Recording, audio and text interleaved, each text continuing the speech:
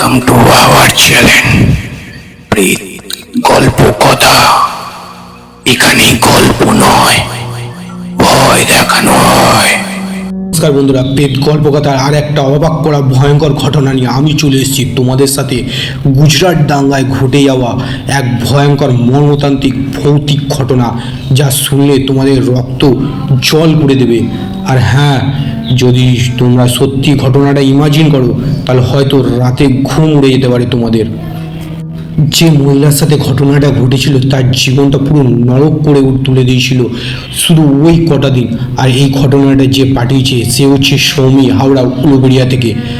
ঘটনাটা সে তার মাসির মুখে শুনেছিল এবং যেভাবে ঘটনাটা বলেছিল আমি তার একটু নিজের মতো করে তোমাদের ঘটনাটা শোনাচ্ছি। 2002 সালে গুজরাট দাঙ্গার কথা মনে আছে তোমাদের? যেখানে ছোট থেকে বড়, প্রেগনেন্ট মহিলা, বয়স্ক লোক, বয়স্ক মহিলা, এমনকি সদ্যজাত শিশুদেরও ছেড়ে দেওয়া হয়নি।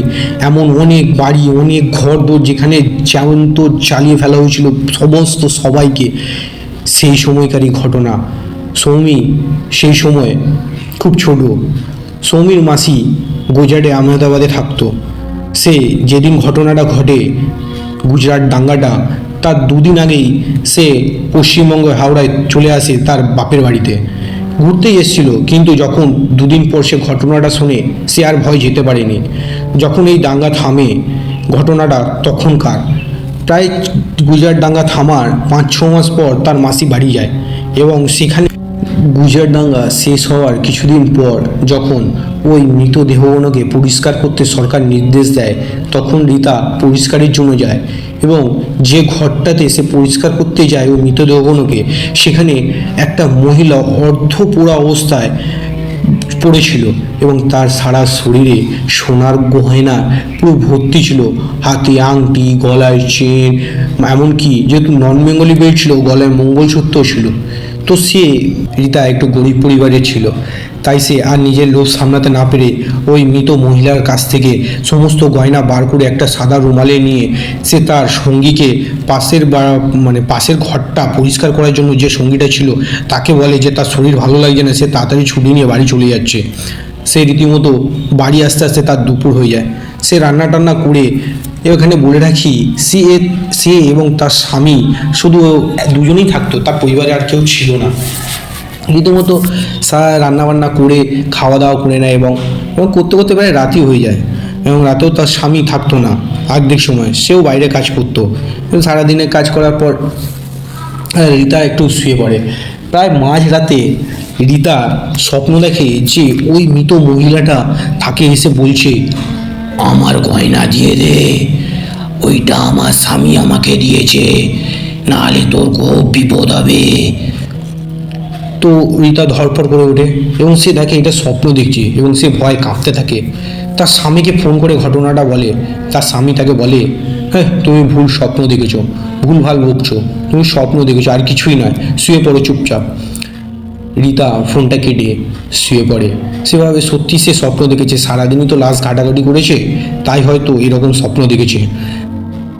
রীতা শোয়ার কিছুক্ষণ পর আবার একই স্বপ্ন দেখে। তখন সে আবার এসে বলছে, তোকে বলেছি আমার গয়না দিয়ে দে, নাহলে তোর বিপদ হবে, তোর স্বামীকে মেরে দেবো।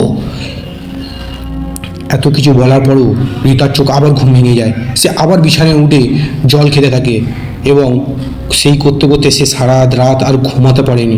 পরের দিন তার সঙ্গী যে মহিলাটা ছিল, তার বান্ধবী, সে তাকে ঘটনাটা বলে এবং সেও বলে, তুই শোনো, খারাপ স্বপ্নই দেখেছিস, এরকম কিছু হয় না, তুই ভুলভাল বকছিস।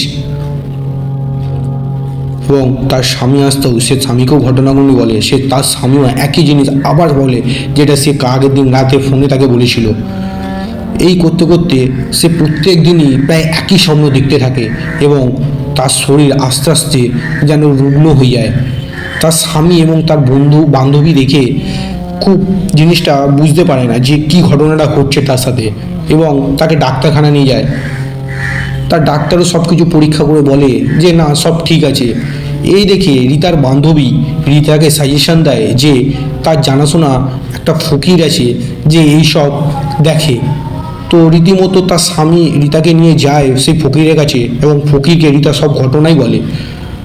ফকির সব কিছু শুনে রীতাকে বলে, দেখো, তুমি যদি নিজেকে বাঁচাতে চাও এই অতৃপ্ত আত্মার কাছ থেকে, তাহলে তুমি তাকে গয়নাগুলো ফেরত দিয়ে দাও। আর যদি তুমি না দাও, তাহলে তোমার জীবন সঙ্গে তোমার স্বামীর জীবনও সে তছনছ করে দেবে।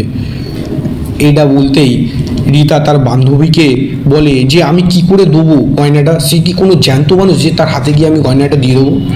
সেই মুহূর্তে ফকির তাকে বলে, দেখো, তুমি যেখান থেকে গয়নাটা নিয়েছো সেই ঘরে গিয়েই গয়নাটা রেখে এসো, এবং হ্যাঁ, যখন রাখবে ভুল করেও ঘুরে তুমি পেছনে তাকাবে না, নাহলে তোমার সারা জীবন নষ্ট করে দেবে।